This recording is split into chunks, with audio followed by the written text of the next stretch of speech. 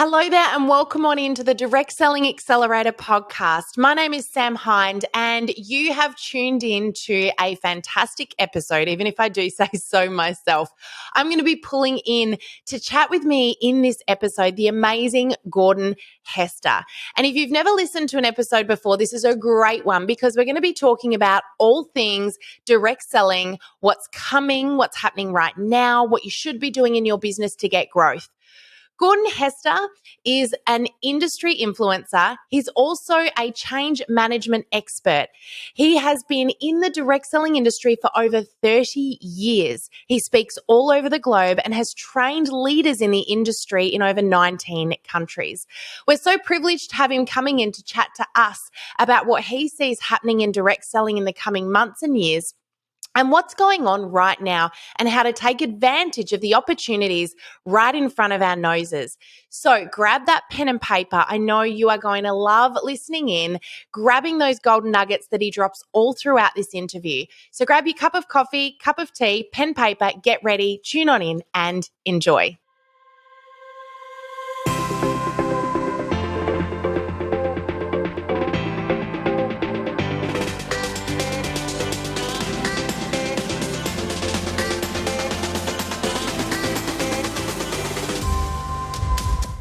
Hey, everybody. Welcome back into the Direct Selling Accelerator podcast. Today, I am super excited to have with me Gordon Hester. Welcome on in, Gordon. Tim, thank you for having me. Super excited to have you and really, really excited about the conversation that we're going to be having today. But before we jump on in to talking about technology and what's happening for the industry and all of these great fun things, I want to start by talking a little bit about you because I've had the pleasure of knowing you. I think we met for maybe around about 5 years ago now. With that, 2016, I think, 15 or 16. The last time you were in Australia, right? Yeah, it's been a while. So, Gordon, we've had the pleasure of having lots of chats now, and you know, I've heard you speak about your businesses and your experience in the industry. You've got over 30 years experience in the direct selling industry as an influencer, a leader, an advisor. Can you tell us a little bit more about that experience and, you know, how you've served this industry for all those years? Yeah, happy to. And hopefully I won't bore anybody in the story. But yeah, I started probably like a lot of your audience as a distributor. I was with my first deal, I ended up going to their top position in 5 months. So I had a lot of success. Wow. Yep. And then was approached in 1987 or 88 to work with a gentleman by the name of Jeff Roberti. Some of you might know Jeff. He's one of the top 10 income earners in the history of the industry. Just to give you some perspective, you know, talking his organization's probably done over 10 billion in sales, over 100 millions in commissions. So big operation. And I ran Jeff's businesses for 25 years and we had lots of partnerships together. So I would say I cut my teeth on the field, building, helping people be successful in building. And at the same time, worked a lot with the company he worked with, which was the Juice Plus company. So did a lot of projects with them. In 2016, I retired. I don't ask me about retirement advice. I went back to work 4 days later. This is what retirement looks like. All right. Okay. Let's talk about that. It's back to 70-hour work weeks. But I decided, I saw the industry changing in the mid to like 2015, 2016.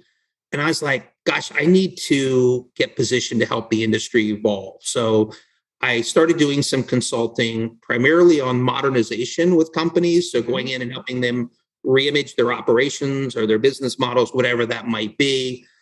About a year after I started that, I built my own technology company. I have now over 30 network marketing companies globally that we do all kinds of things with technology. Also on the consulting side, I'm all change management. So I get hired by legacy companies to come in and help them evolve, sort of modernization, but we call it change management, but also very involved in the industry in the US. You know, I would say I'm an insider with the Direct Selling Association. Been on the research committee for 6 years. When they built their academic program, where we connected to a lot of academic universities, I think it's about 252 of them now. I was the liaison, so they built a position for me to connect to that. So I teach at colleges all the time about direct selling and network marketing, which is fun. I'm on the board of the DSEF, the Direct Selling Education Foundation, was on the government relations board. So I often speak and write for the industry. So I would say today I'm very much an influencer and a leader of change to ensure that this industry continues to evolve, which it needs to. Honestly, it's everything's always in a state of evolution, and as you know today, change is everywhere, and you've got to be pretty nimble and agile to stay competitive in the marketplace. So definitely positioned in the middle of it all.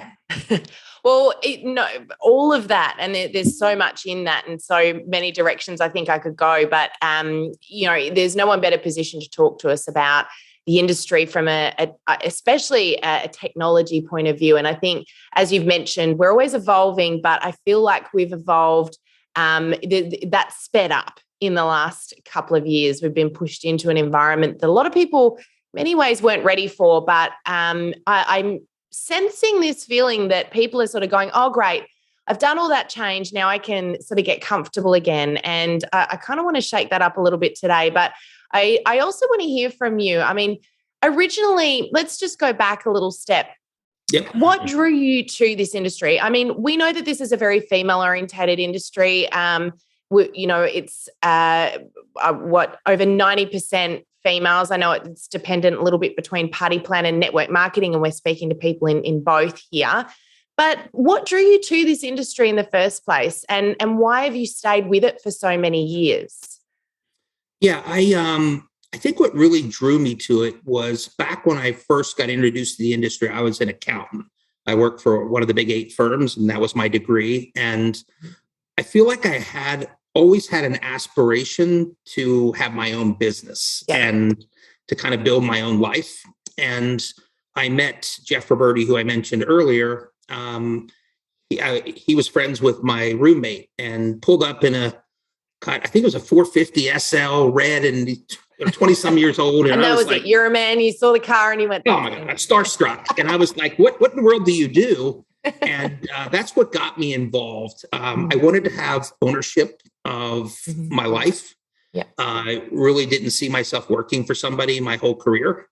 And this was an easy way to start. I had a mentor.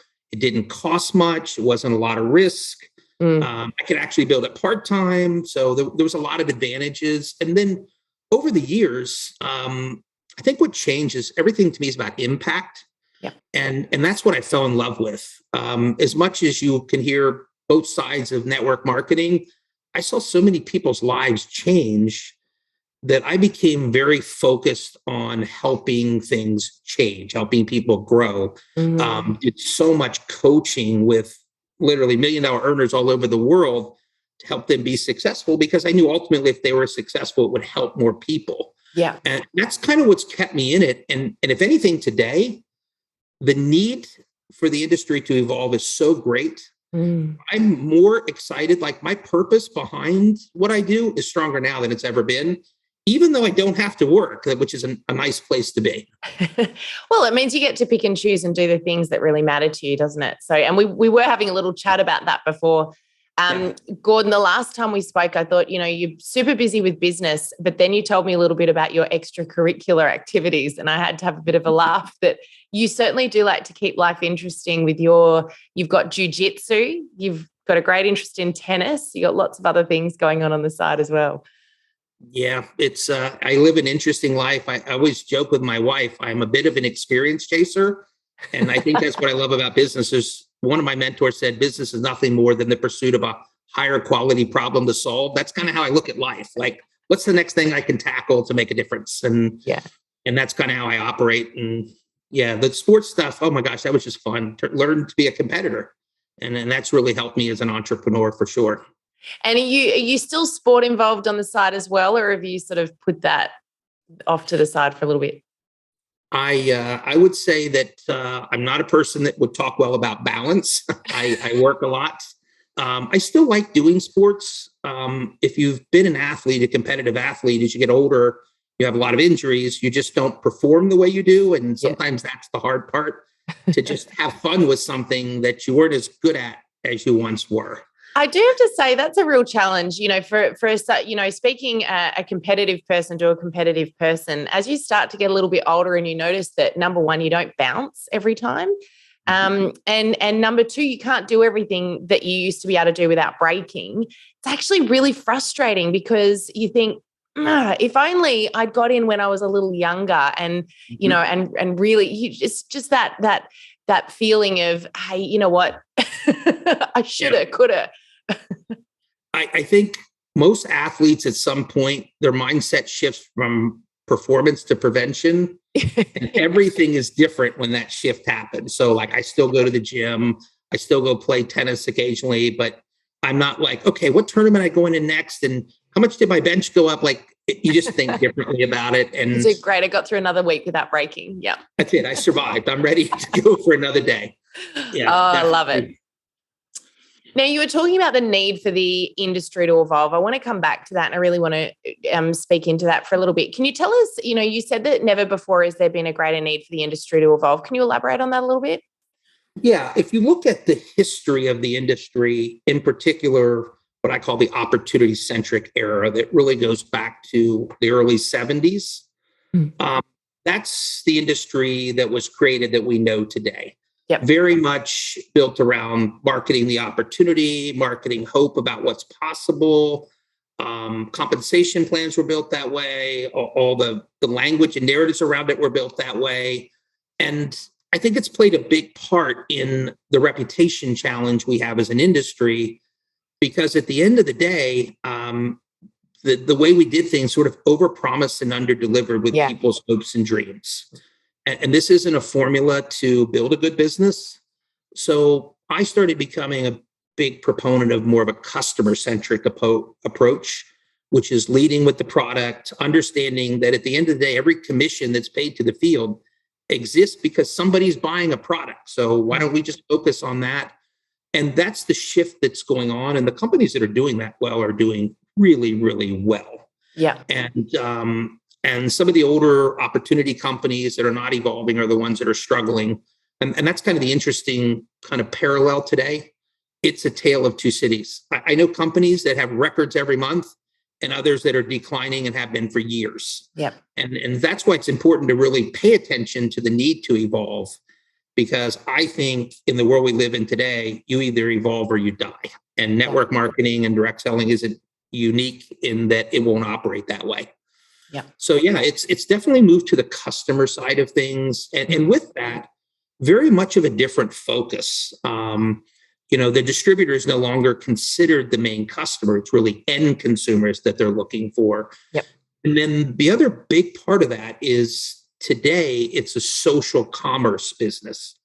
So if you see companies doing well, it's just not a customer focus, but they know how to sell and also build culture in the social and digital space. So I always call it the Figital Movement, the merger. I was going to bring that up. I saw you use that word and I was like, I love this. We're going to talk about this. Let's talk about Figital, which is a word that you've mentioned a little. Yeah, if you think about it, a large percentage of customers and business opportunity people, or just regular people, live online. And because of that, that's where you have to be able to show up. Yep. And not just show up to sell, but to build relationships, to expand your warm market, to build culture, to support relationships. Like, all this becomes a bigger and bigger part of what is necessary to succeed. And I would say our industry has been a little bit of late adopters to the social media and social commerce world. But we're moving quickly in that direction, not only with the younger generation that's a growing part of our business, but more important with tools and platforms. And you see how people are onboarding and how new people are treated and what's being taught today. And it's just so different than what it was 5 years ago, with technology playing a huge part in that. Yeah, absolutely. Now, like, we know, and you've spoken about tools and platforms and the importance of technology, but that with that also comes problems as well. And I want to chat with you a little bit about that. You as companies are evolving in this space, what are some of the the areas or the problematic spaces that you see people going into, or some of those pitfalls when it comes to, embracing technology and utilizing all these tools and platforms as they evolve? Yeah, I think a lot of it is generational. So if you look in the US, I don't have the figures in front of me, but I think the average age of a distributor in the US is 46.3 years. So my generation grew up without internet. That was something that happened when I got out of college or when I got out of high school. Yeah. We didn't have mobile phones. We didn't have social media. So the generation that really changed all this was the Gen Y. They were the first fully internet mobile generation. So they came in with different skill sets and they build different ways. And as they've grown, the older generation, who was always could mentor that, now can't mentor it. They have to learn from it. Yeah. So it's an interesting challenge when you have older leaders who probably haven't built in a long time. So they might not know how to build in the marketplace today. Or if you were to say, okay, you need to build an audience in Instagram, some of them don't even know what Instagram are, let alone how to build an audience in it. So it's important for that generation to learn enough to be able to help, or learn enough to recruit those people and to get out of their way, which sometimes is a better alternative. We're seeing over here, one of the biggest groups we're seeing is the Gen Zs. So we're seeing even a younger group coming in now. Yeah. And they know that world inside and out. So it's required the industry to figure out how to do that when you have a really major shift in demographics going on. That is requiring all that to move a little faster. Yeah, so like we were speaking about the generations, and we've had a few conversations about this in podcasts in recent times. It's a really good point that you bring up, that a lot of those people that are really experienced with the relationship building, that have become leaders over the years, that have been in the industry for decades in many cases. It's a really good point that they're now bringing in and recruiting people that they're having trouble mentoring because they're in a completely different space. And that's definitely a way I hadn't thought about it before. So it's a really great thing to consider. And I like that concept of just recruit them and get out of their way. But there is another side to that, which is, we're also dealing with, and I don't want to go too much down the rabbit hole today, but a lot of compliance in the industry and making sure that we're very, very careful about what we put out there. And the thing that we've got to remember, of course, and you might be able to speak into this, is that social media, the second you put something out there, it's out there forever. You can't take it away. Yep. And I would say, so I'm 34 years in the industry, and I've never seen as much regulatory uncertainty and regulatory scrutiny. So today, social media is a place where they look for violations. Because that's where so much of the communication goes on. Of course, like you said, it's all documented, so it's not hard to follow. I can literally get software as a company, web crawler software, that can tell me where it exists. I don't care where it is on the internet. So you have to recognize that most of the violations these days likely go on in social. So you have to be careful about compliance and teaching compliance. Which is always challenging because some of it doesn't make any sense at all. Like if you think about claims, so the biggest claim you got to watch out for earnings claim. And the general rule about that is, if you are telling a story, even if it's a true story and it doesn't represent what the average person does, then you're supposed to give them income disclosures. And this is hard for distributors when you're like, no, you can't tell your story because it's too unique.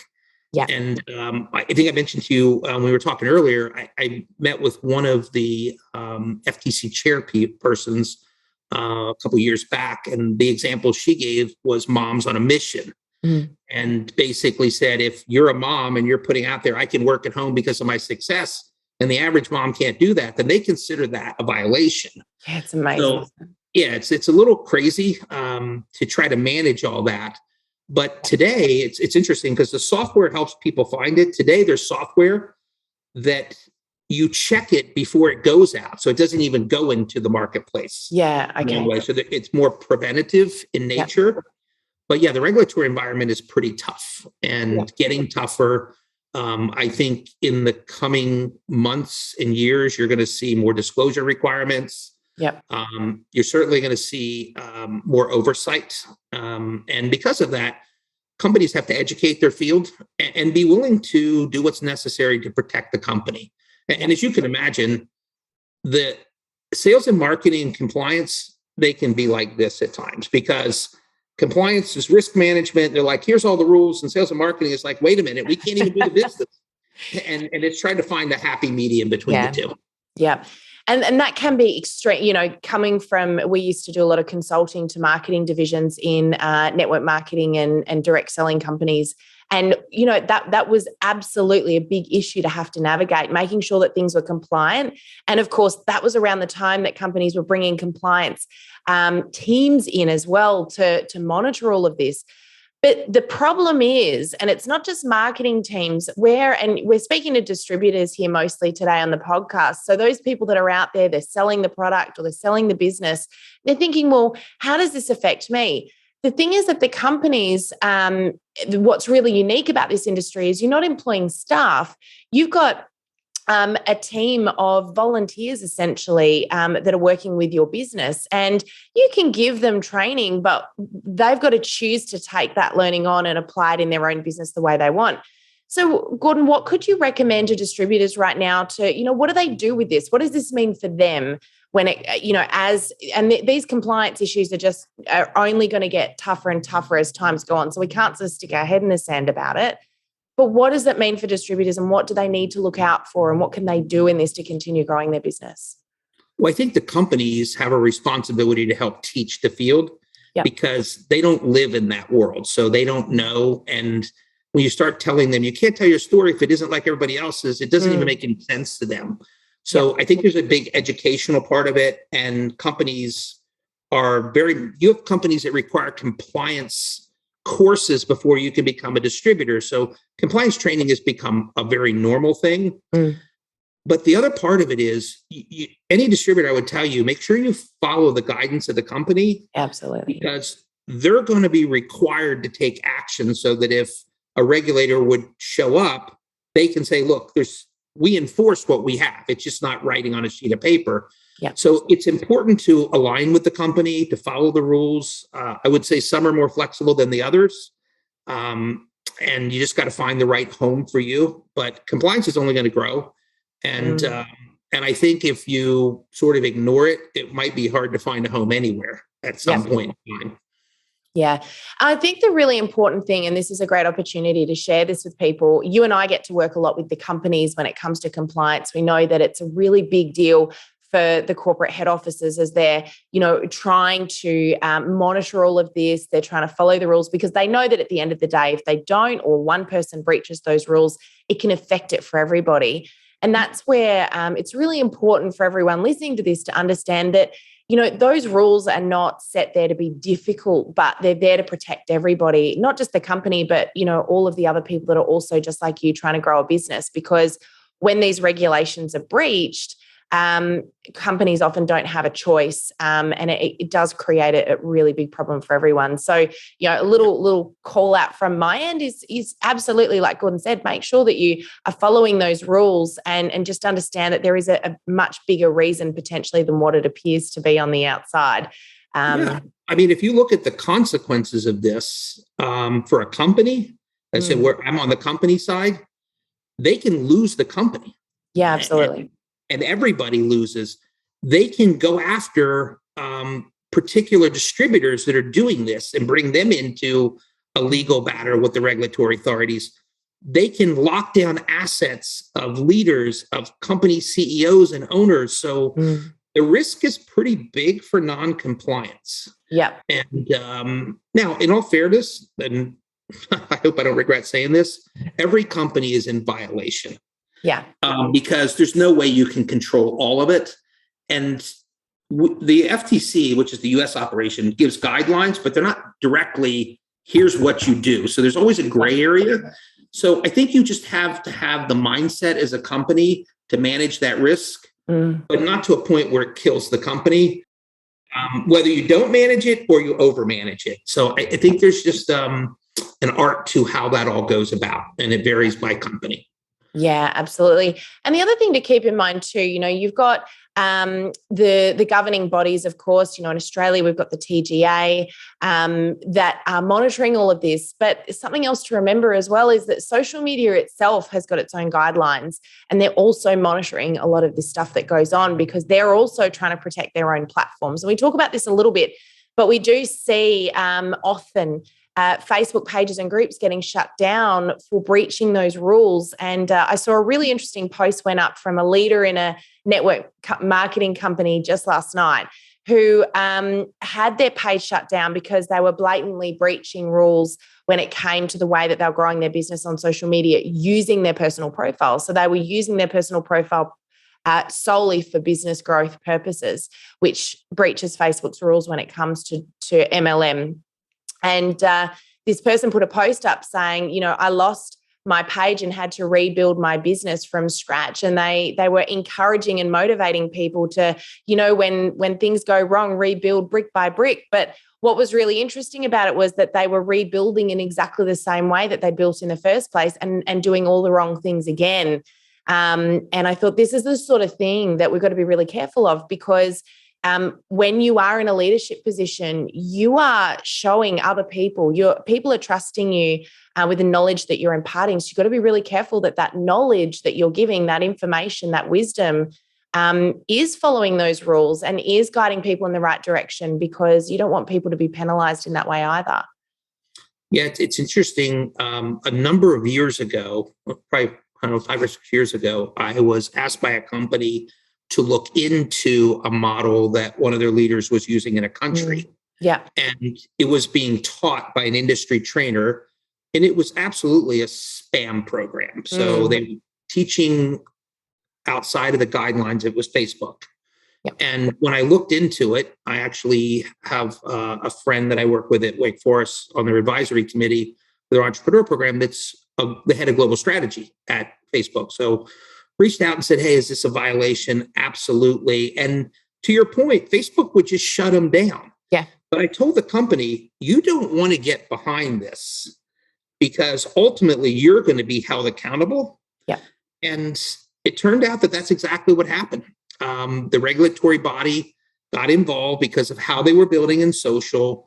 The leaders, they had to terminate the leaders. They ended up with a massive, over $1 million fine. And ultimately, it was simply because they were violating the rules within social media. Yeah. And so you have to be respectful, especially cold market prospecting. That seems to be the big issue. If you go about that the wrong way, there are a lot of rules to protect. Facebook isn't about business. It's a personal connection thing. So if anything, I think they're getting more protective. Absolutely. Yeah. Yep. Yeah, no, and we're seeing that every day. We're seeing Facebook, and particularly this is an industry that they do crack down on because, of course, the way that things have been done. It's not, we all know the reputation that this industry has, although it's an incredible industry, and Gordon, you and I are, exclusively in this space for that reason because we love what it does, but it also does have that reputation that it, building cold audiences has traditionally, whether it's in person or online, has been done at times in ways that would potentially be considered inappropriate. And that's where we've got to be a little bit mindful because we want to really change that reputation for the industry. I know that's something that you're really passionate about, something we're really passionate about as well. It is. And I think when you're a distributor, there's lots of trainers on social media. It seems like everybody's teaching social media these days. I think you got to be really careful on who you listen to and what they're teaching, because a lot of these problems that I see are being taught by trainers in the industry. And ultimately for them, it's a business. They're trying to make money, and I get all that. So the more people they train, the more money they make. But to me, as a trainer, and I've done that pretty much my whole career, I have a responsibility to train people the right way. Yeah. Yeah. And I think when you're in that space like you are, you have to know the guidelines, and you have to take a hard look at if you're doing something, even with the best intentions to help somebody, that actually is going to hurt them because of what you're teaching them. but it almost is always cold market, cold market prospecting that gets people. But today, the people that are successful are really successful at building personal brands and building audiences around them. It's kind of very different. And although Facebook is still the number one platform, Instagram seems to be where I see a lot of leaders having results. Yeah. And that's a really good point, moving into that personal branding side of things and where the industry is going when it comes to technology and social media. One of the other conversations you and I had was, particularly when you see, leaders stepping up and teaching other people. And I want to talk about a word here that I haven't chatted with you about this in advance. I don't know what your opinion on this is going to be, but we see a lot of leaders teaching specific methods. Here's my method. This is the way I do things, and I want everyone to follow my exact method. And I was having a conversation with someone the other day, and they brought up the word duplication. And they said to me that I can only do things with my team that are duplicatable because everyone needs to be able to do it in exactly the same way. I've got my own set of opinions on this, but what's your opinion about this method of duplication and growing a business based around duplication and, exact modeling off one another? I'm a big believer in systems and processes, and I think that's the critical aspect to build those effectively so that you can duplicate your efforts. Yes. It's much easier to duplicate through tools than it is training. Yes. However, personalization is part of the magic of social media. And if you teach things that are too uniform, and a good example is people that use scripts, and you get 10,000 people using a script and it all shows up in Facebook, and it just has a diminishing impact, in my opinion. Yeah. So I think that systems matter. But ultimately, if I'm a personal brand, I want to follow the principles of being successful in being a personal brand, but my personal brand isn't going to be your personal brand. So why would I try to duplicate what you're doing? I could have a totally different interest, a different movement around my brand, a different theme. So I think you have to consider all that before you just blindly follow as if the person that's teaching you're going to be just like them, because the likelihood is you're not. Yeah. Yeah, and that's such a good point. And I really want to go down this road and talk about the personal branding side of things, because I know this is a really big thing for a lot of people out there. They're like, how do I build that personal brand? But it's got to the point now where I'm hearing people saying things like, I'm not going to teach people to do a Facebook Live because it's not duplicatable and not everyone is comfortable doing a live. So I'm just going to give everyone the post to post. They're all going to post the same thing. There'll be a schedule. Here is exactly how you go about doing it. And we end up building what you referred to as, essentially robots, which means, that personality, that personal brand isn't shining through at all. So, yeah, I think it's important to teach the mechanics of social media. Yeah. Because they're foundational to everything. So if you're going to be doing Facebook Lives, I think having a training for that is really important. I have found as a educator for 30 plus years that it's very difficult for people to take training and turn it into action, especially new people. So the systems keep things simple, the tools keep things simple, but even them, they have their own audience, they have their own brand. And it's really interesting that there isn't more being taught about personal branding when that's so foundational to the people that are really successful. They didn't try to be somebody else. They learned how to build their brand with the organizing principles around personal branding. Yep. So let's talk about that. Can we elaborate a little bit on some of those principles around building your own personal brand and how people should, go about doing that? How do they put that personality out there? Yeah. So I think so I got into this in a really odd way. I had a lady come up to me at a conference, an entrepreneurial conference, and said, I would like my daughter to come meet with you. I'll fly her into Sarasota, Florida, where I live.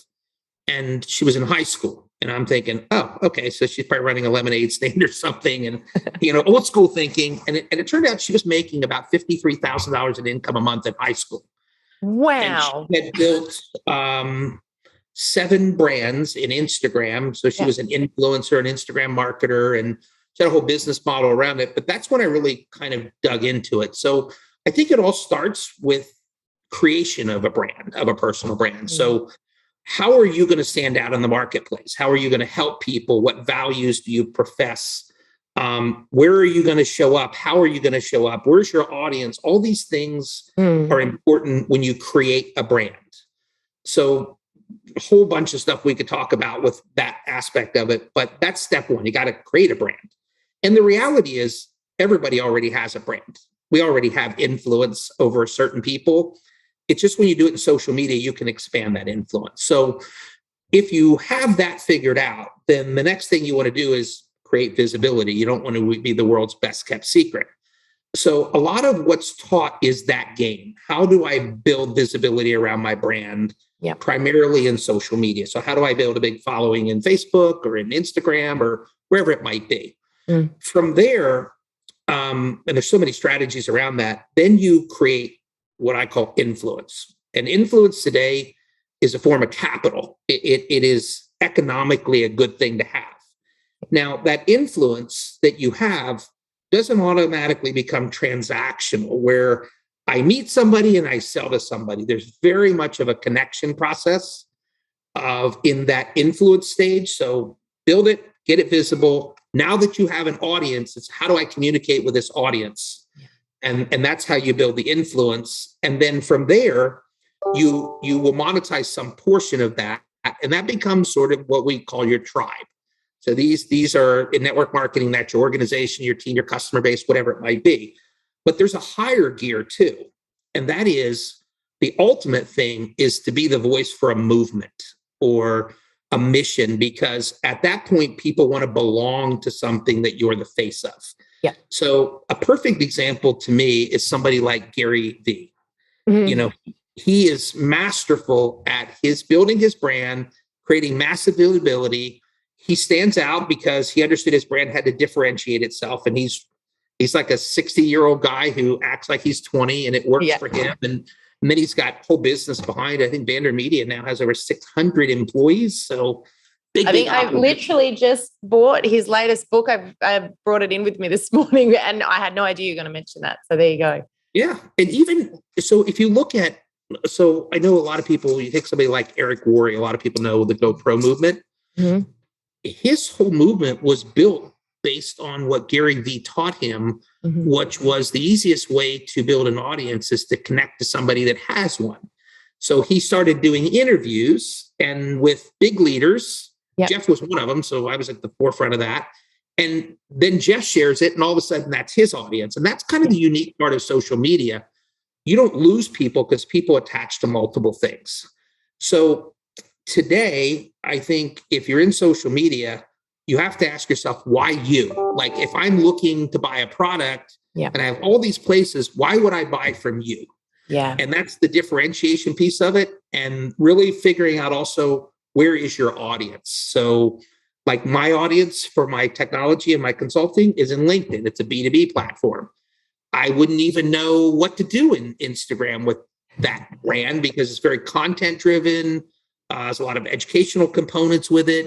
So I think you got to figure out where your audience, for most people, that's going to be Facebook in our world. And I know that's your expertise. I venture to say you probably forgot more about it than I know. So, but it's still the popular place to be. And so I think you got to look at your personal brand and just say, how do I get a bigger audience? How do I keep that audience? And don't think sell to everybody. Think connection. And connection is just 3 words to me: trust, care, and help. So if I can build a relationship where somebody knows they can trust me, that I care, and that I have a way to help them, then the monetization part becomes easy. It's when you skip that, then you start to look kind of like a scammer. And these are the people that are doing cold market prospecting wrong. You know, it is ultimately a relationship game. And you've got to really focus on the connection part of it. And if you look at people that are good, this is innate to them. They're just really good at connecting to people.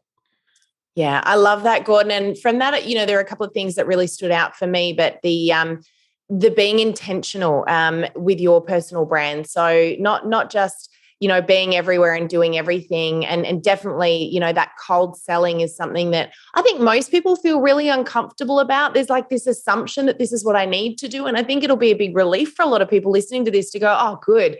Okay, so I don't have to be going out there and cold prospecting people I've never met before. You use the word tribe. We at Oxano, we call it, speaking to your tribe. And we specifically talk about dating your tribe. So once you've attracted them through being yourself and putting that personal brand out there and drawing in the right people, which is your tribe, of course, every one of you has got, a different tribe, then you from there dating them. And warming them up, getting to know them, letting them get to know you and building your business that way. And as you said, you watch those leaders out there, those people that have, not just the people that have been in the business for 6 months and got to a leadership position. We're talking the people who have been around for a long time. They're leaders. Have a look at what they're doing. And I think you'll see exactly what Gordon was just saying there. They're attracting people in because they've built a personal brand that people are drawn to. They don't cold prospect and pounce on people that they've never met. They've got people that are attracted to who they are because they're showing up with their personality. I think that's really powerful. So it is. And I think that the basic principle to that is that our industry, the highest paid activity is always being recruiting. Yeah, I don't think it's about recruiting. I think it's about attraction. And if you know how to build an attractive brand in social media and you know how to communicate with those people, because you don't have somebody join and it's like, oh, what can I buy today? It usually doesn't work that way.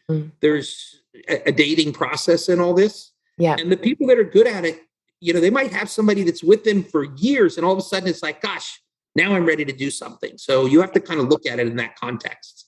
Yeah, absolutely. And to keep in mind as well, you may draw people in through product, but the recruiting eventually takes care of itself in that they want to be a part of that culture. You mentioned culture before, and culture is a really important part, of course, of any company. But you also have your own culture within your team and within your brand that people are drawn to and want to be a part of. And I think that's a really important thing to be really intentional about. And that evolves too, doesn't it, Gordon? It's not just, hey, this is what I do and that's it. You don't sit there and draw it on a piece of paper and in 10 years it'll be the same thing. Yeah, it's interesting because network marketing is unique in that we're a brand within a brand. So if I'm a distributor, I'm a company, part of the company brand. So I don't want to do anything to be misaligned with their brand, but I can have my own. So I might, for instance, be a personal brand that talks about travel and then I attract people that want to travel and I share that. And then all of a sudden in a conversation, it's like, yeah, my business allows me to do that. And oh, what business are you in? So it's a different game today than it was in the past. And so it's definitely all about attraction. And it all, in my opinion, the majority occurs in social media these days. Yeah, absolutely. It's obviously a much easier way for us to reach more people, but we do, as you've said before, have to be very careful about how we go about doing that because that's the point. Everyone can see it, and it doesn't go away. So, and on that point, I would say this: it's not just about being careful on the compliance side. You can destroy your brand by going about this the wrong way, and when your brand's destroyed, then you're back at starting at ground zero. If you're lucky, you might be in a hole that you can't recover from. Yeah. So I think to me, I always protected my brand like it was my child. I was never willing to do anything to put it at risk. And so I needed people to trust my brand and see value and how I could add value to their life.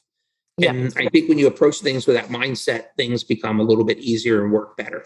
Yeah, absolutely. Now, one other thing I want to quickly touch on just as we sort of wrap up, because I feel like, so many cans we could open here, dive into those worms, Gordon.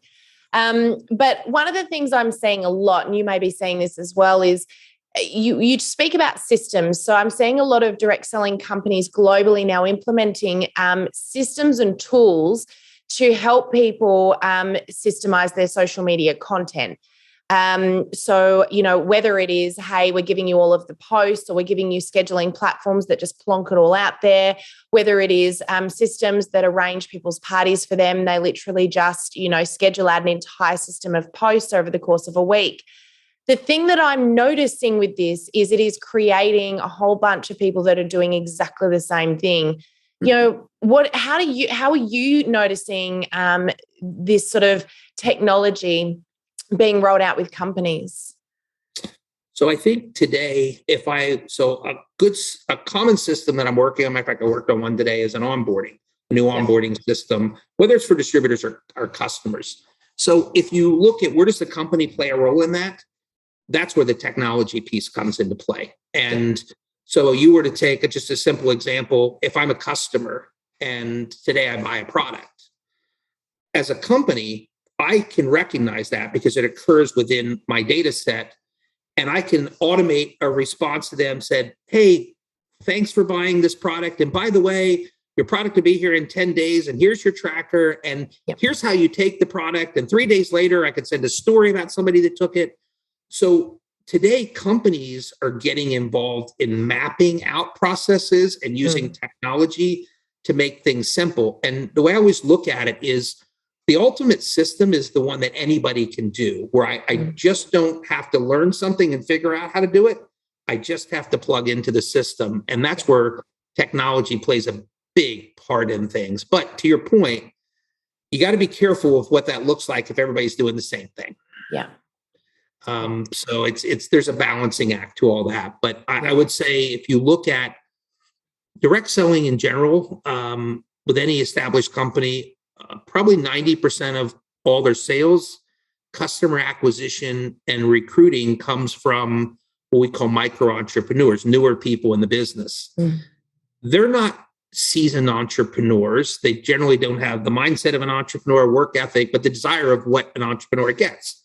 So because of that, those are the people you build the simple systems for. They're the ones you have to kind of remember, complexity is the enemy of execution. So I can't have complexity in anything. And that's sometimes where training gets you in trouble. You can teach great principles and people are like, I don't know what to do with that. Yeah, exactly. Yeah. But I think you got to be careful, especially with scripts and things of that nature, where it just becomes the same for everybody. Yeah. And look, I think it gives people an excuse not to incorporate their own personality into it. It's almost as though I don't need to, it doesn't feel necessarily comfortable to, it's easier to systemize everything and do it the way I'm told rather than being myself, because that takes a bit more thinking. So, one of those, I guess the reason I bring that up is we're seeing a lot of companies bringing these tools into play. People are just hitting the button and scheduling stuff out, and they're not bringing that personality in. And some of these tools are amazing, and I look at it and think this is fantastic. But, the one thing that makes this industry so powerful, as you've, said a couple of times today, is that personal brand and that relationship building, and bringing that in as well is so important.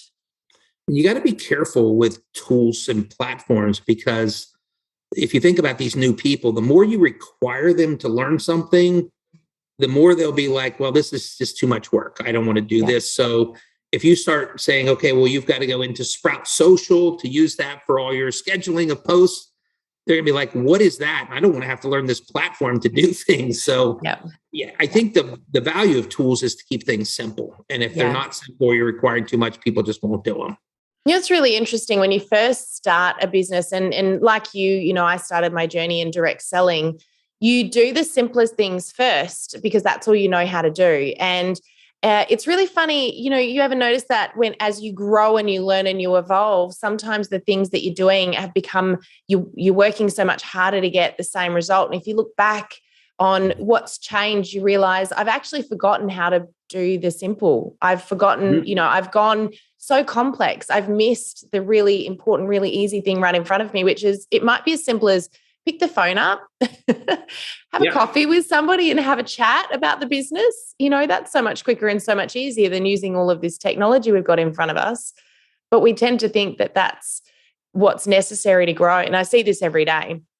I've been that person where you build things, they become complex. And then when you look at them, it's like, how do I get this back to being simple? Yeah. Because if you think about the core of it all, there are timeless fundamentals in this business: getting a customer, keeping a customer, getting a distributor, keeping a distributor, building a personal brand, expanding, all these things are fundamentals.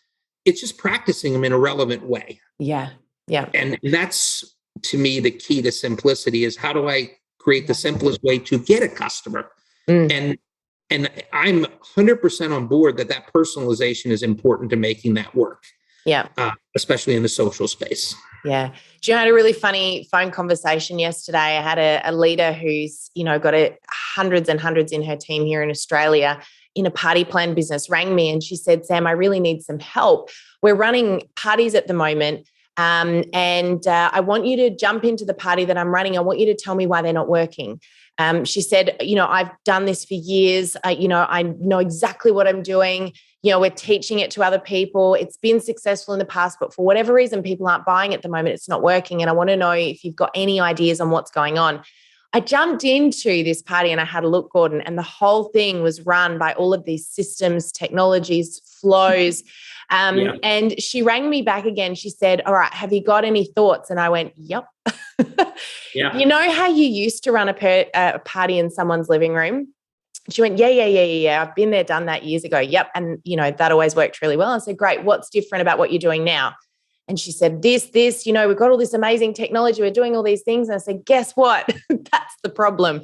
You've gone so technical. You've lost the personality. You didn't tell a single story. You didn't go in live once. You didn't show up. Why not just go back to the absolute basics? Use your technology, but show up and build the relationship. Just do a live, connect with people, chat with people. She jumped in and did that last night. And I watched this go down and the response was like night and day. Everyone jumped in, they interacted. She made a ton of sales. She's like, I can't believe how overcomplicated I made things.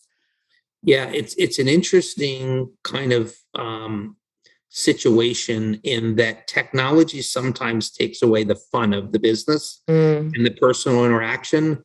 And like we've done studies at the DSA, and fun is one of the main reasons people join the industry. Yeah. So you can become so robotic that nothing is fun anymore. And sometimes the fun matters more than the systems because that's how people connect.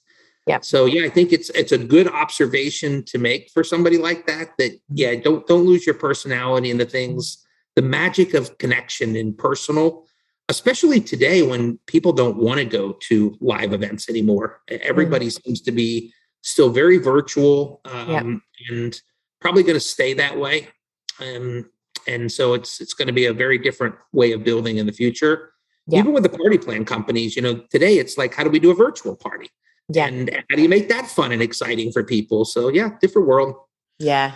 Absolutely. Well, I think that's a really great note for us to wrap up on. I want to go to our fun questions really quickly.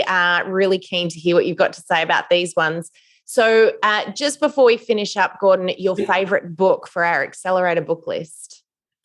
Gosh, I'm a big reader, so lots of books, but I would say my favorite one is Fulfillment by Dr. Martin Seligman. He is the father of positive psychology. Yep. I'm one of those people who believes the point of life is to enjoy it and happiness matters. And it's sort of the research behind happiness and the 5 principles of what makes somebody happy.